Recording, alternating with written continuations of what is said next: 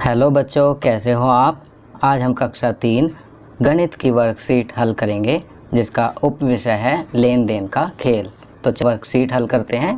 प्रश्न 1, नीचे दिए गए सवालों को हल करो।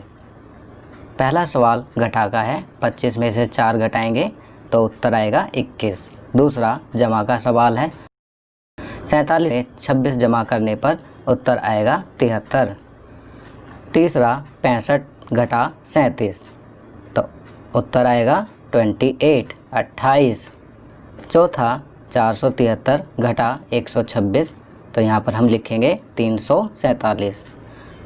पाँचवा 346 जमा 245 तो यहाँ पर हम लिखेंगे 591। चलिए आगे बढ़ते हैं। प्रश्न 2, चिन्हों को देखते हुए रंगीन खानों में संख्या को भरो।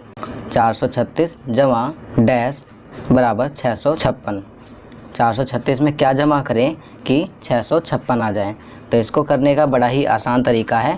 हम नीचे 656 उत्तर में से एक संख्या को घटाएंगे तो हमें दूसरी संख्या मिल जाएगी। 656 में से 436 घटाने पर हमारे पास 220 आएगा तो यहाँ पर हम लिखेंगे 220। इसी प्रकार दूसरा करेंगे तो 322 जमा डैश तो यहाँ पर हम लिखेंगे 246। 322 जमा 246 बराबर 568।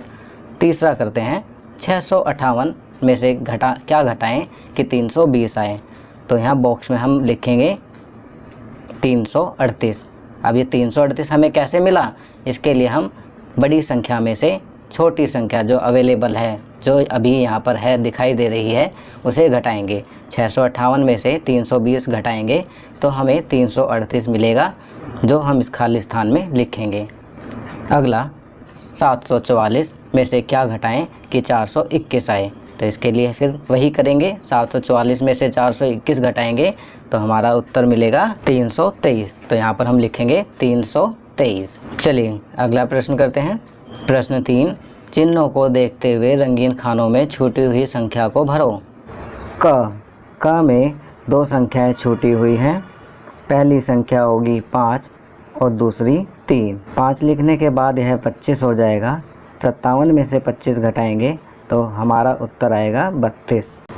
ख में 3 संख्याएं छूटी हुई हैं। पहली छूटी हुई संख्या होगी 8, दूसरी होगी 2, तीसरी होगी 2। पहली 8 लिखने के बाद यह 328 हो जाएगा। दूसरी 2 लिखने के बाद यह 126 हो जाएगा। 328 में से जब 126 को घटाएंगे तो उत्तर प्राप्त होगा 202।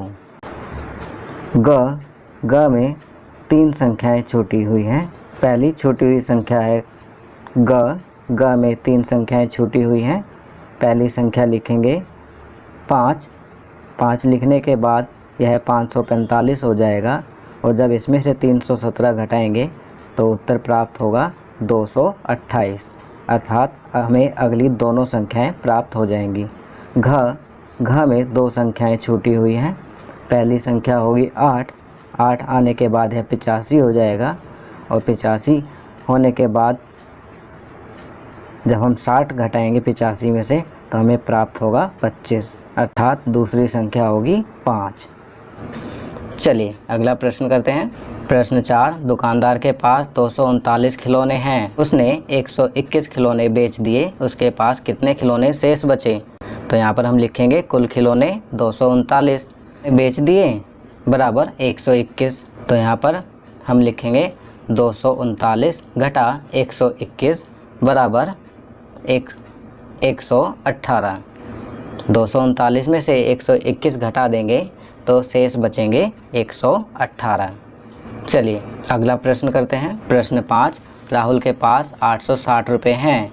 उसने 529 रुपये के कपड़े खरीदे। राहुल के पास कितने रुपए शेष बचे।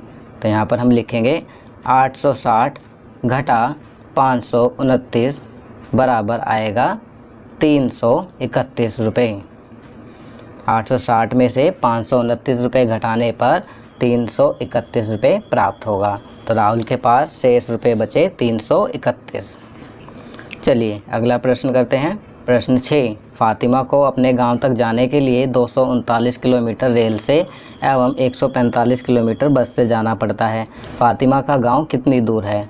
तो यहाँ पर हम लिखेंगे 239 जमा 145, तो उत्तर आएगा 384। तो फ़ातिमा का गांव कितनी दूर है? 384 किलोमीटर। तो बच्चों, ये वर्कशीट यहाँ कंप्लीट होती है। अगर यह वीडियो आपको अच्छी लगी तो इसे लाइक एंड शेयर ज़रूर करें।